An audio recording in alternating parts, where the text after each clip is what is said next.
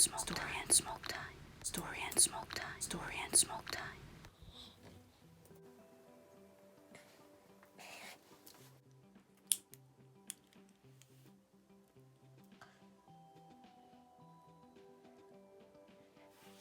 Good evening. My name is Scry, and this is a Story and Smoke Time with Scry. If you're new here, I'm Scry. I have a YouTube channel for 3 months now, and I'm kind of chaotic, so don't even mind me babbling. You will see this in the beginning of this video. So, what I wanted to talk about in this Story and Smoke Time is the plants you will see after me babbling about plants. I made a little tour to a garden that I really like, that is in Switzerland. It's at the University of Zurich and at the ETH, and they created a garden out of wild plants that are growing outside in Switzerland that are like growing over 2 or 3 years. They're really important for our wildlife in Switzerland and in whole Europe. Why I kind of want to talk about this theme is because wildlife all over the world is dying, and all the great corporations are talking about saving nature. But it's not about saving nature, because nature can save itself if we learn how to work with nature. And what we have to do is stop destroying nature. What another whole thing is about saving nature and stop destroying nature, because that was the problem at the first place.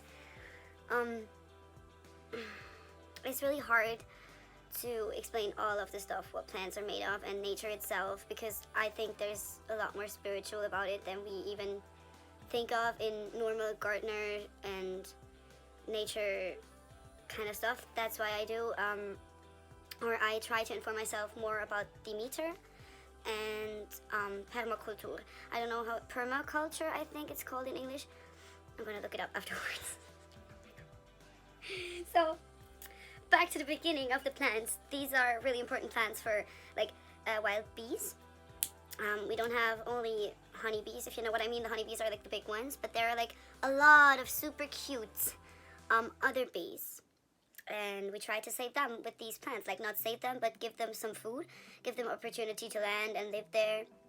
And as more like little islands of wild plants you have, as more the bees can stop and have a rest. And you will see in the video afterwards, you'll see that they created like kind of houses for the bees, so they can live there, and you can create them for yourself, but you have to be cautious because you have to do it right, because the bees can die if you create it wrong. So you really have to inform yourself really good about this. So I would start just with like small things.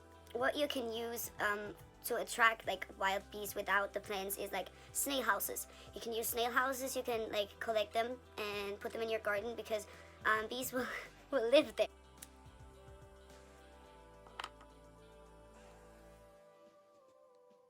So for you it's gonna be not any time, but for me some hours went by.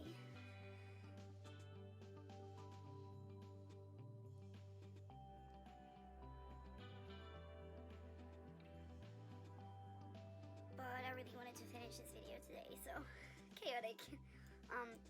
What I wanted to talk about was, sorry for the heat, but I need to make this on because I'm really cold. So, sorry for the interruption.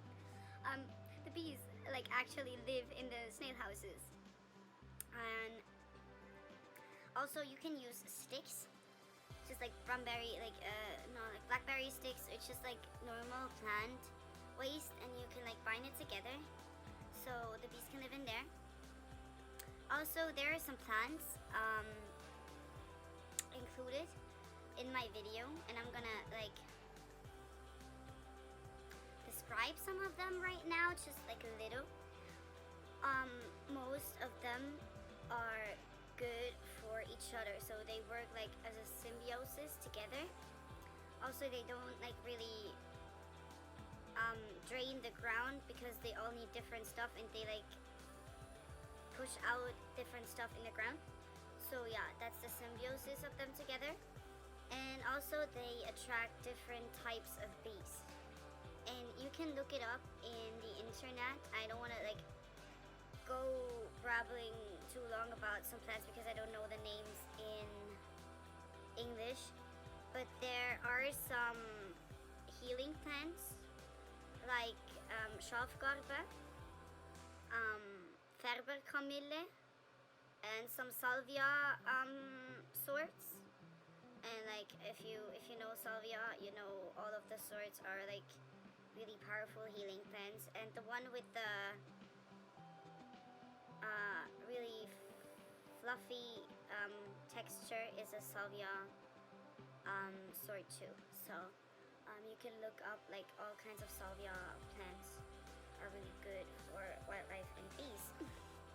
So I don't want to like babble on too much, and I hope you will enjoy the video I made in the garden, and I hope you will have a lot of fun researching the plants yourself because some work is gonna be left for you. Yeah, have a lot of fun with what's coming, and I'm gonna just end this joint and just go right to bed.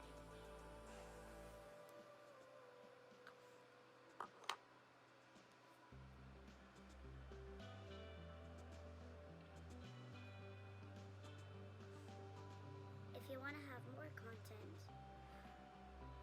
please like this video. Share it with your friends. And have a really nice evening, day, or morning, wherever you are.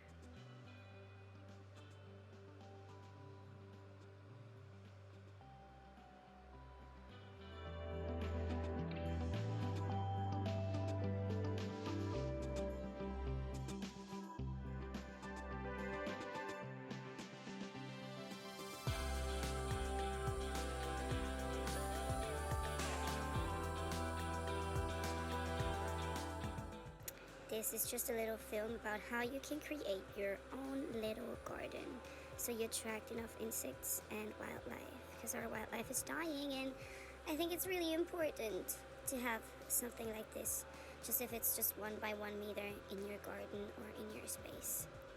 You can inform yourself on YouTube or on Google on different plants that you can use and stuff, but here are just some, I guess, some ways you can do it and some of the pictures I made.